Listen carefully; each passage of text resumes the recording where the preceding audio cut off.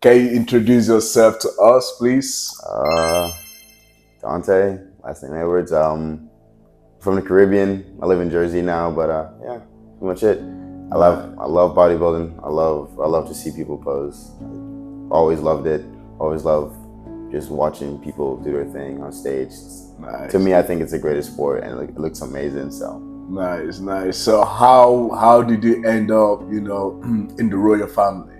I've been training for a few years, and then I knew Kevin and Kamani, and then I went on deployment. And when I came back, everyone's like, "Oh, there's a bodybuilding team." I'm like, "Oh, okay." When this happened, and it just happened to be my master. He was on there too, and I saw him. I saw his entire adventure while I was over in Australia. I was like, "Oh my god, that's amazing." So when I came back, we talked, and then he's the one that introduced me to everybody. And then when I showed up, Kamani introduced me to coach, and then from then, just took off. Nice, nice, nice. So you've been in love with bodybuilding. I've been, I just love it. I love the entire thing with it. I love the way they treat their bodies. I love the way they pose. I love the dedication to it. Just, it's the best. It is great. It's the greatest sport, and it's just, Yes.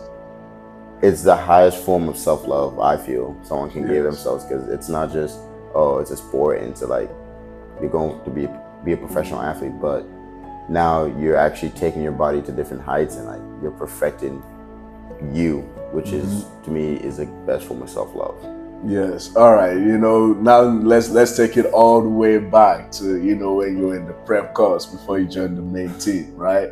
How was that journey for you, like in the prep course? It was different. It was frustrating. The first few weeks were frustrating. Why?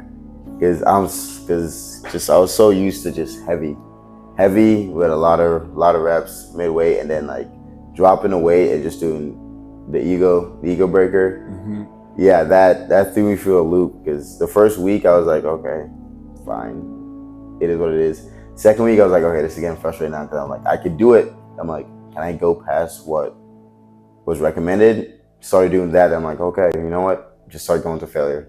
And that's when it hit, like towards the second, beginning of the third week, that's when it hit me. I'm like, this sucks. This ego breaker thing sucks. But I was like, you know what? Screw it. I'm already started. I can't quit. I refuse to quit. So Yes. And then what about the mental aspect of it? the mental aspect, I've done a lot better. I know that for a fact. I'm more happier. I'm happier with myself. I still do stress out a little bit about things that are out of my control, but overall, I've gotten the attitude where I'm like, hey, whatever happens, it's life. Just keep moving. Yes. Everything will eventually fix itself, as long as you just keep doing your best. So mentally, I've gotten a lot better, and the prep course has helped a lot with that. The journal entries has helped a lot, and even being with the main team and being around the family, that's helped too. Yes. And then you mentioned something, while in the prep course, the journal entry. Which one was definitely a big, huge one that, in fact, affected or made a huge impact in your life? Probably journal entry number 3. The fact that the self-reflection and like the negatives and positives about myself, that one hit hard, because while I didn't have a lot of negative things to say about myself, it's just I realized I had maybe 1 or 2 positive things. Like, I loved myself, and I'm just like, that's it. I didn't really have anything else positive to say about myself. Negatively, like, I can go on and on and on. Yes. That was easy, because I always saw, like, I see more of my faults than my actual better parts. But that journal entry definitely, it helps a lot. I still go back to it from time to time whenever I feel like I'm just like, I get back when I'm just like, oh, you're not good enough, or you're lacking in this area. I'm like, everything's a process. It takes time. You just have to keep working. Yes. And then now, going from the prep course to the main team, what is the difference for you? It's a huge difference. Now, like, I kind of, explain this, it's easier for me to like see where I'm at and see my faults, but not get upset over it. I'm just like, okay, fine. Like, that's just something I got to work on. I could push past it no matter what. Now, with it being around the team, I'm just like, okay, if I ever need to go to someone because I'm going to like a dark hole, there's people there I can rely on. It's no longer just me by myself.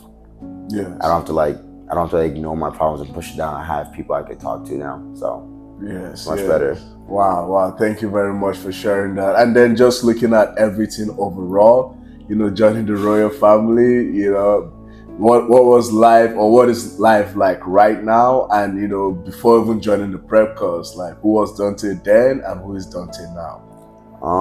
Dante then was more like a closed off, like, if I don't know you, I'm not gonna try and talk to you. This is not worth my time. I like training. I enjoyed just kind of eating whatever I wanted. And then Dante now, I go out of my way to make new friends. I don't just let people come up to me. I actually go out and try and talk to people. Yes. The diet, definitely better diet than I was before. And like, overall, I'm a happier person now than I was before the prep course, and just overall everything. Nice, nice. And then now looking to your first ever bodybuilding competition, how are you feeling? How does that make you feel? I am excited, but also nervous. I'm excited because I'm like, this will be the second bodybuilding show I've gone to. Okay. But now that I'm actually gonna be part of it, it's nerve wracking. I know how it's gonna be. Like, I want to go and show up and show out. Yeah. And that's all I really want to do. Just do my best and be the best I can. Yes, yes. Oh man! And then what is the package are we expecting April 1st? Just gotta show up. Just gotta show up. I can't give you a definition of what you're gonna see. I can't give you a peep show. You gotta show up. You just gotta be there. Oh man! What you see is what you see. I can't give you anything better than that. You don't want to spill the secret, huh?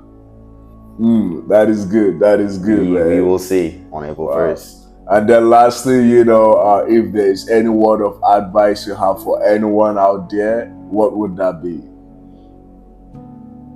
At the end of the day, you are all you have. Even if you can lose all your friends, you can lose all your family. Yes. As long as you love yourself and you continue to be there for yourself and show up for yourself, you will get through everything, no matter what. Because you are your greatest.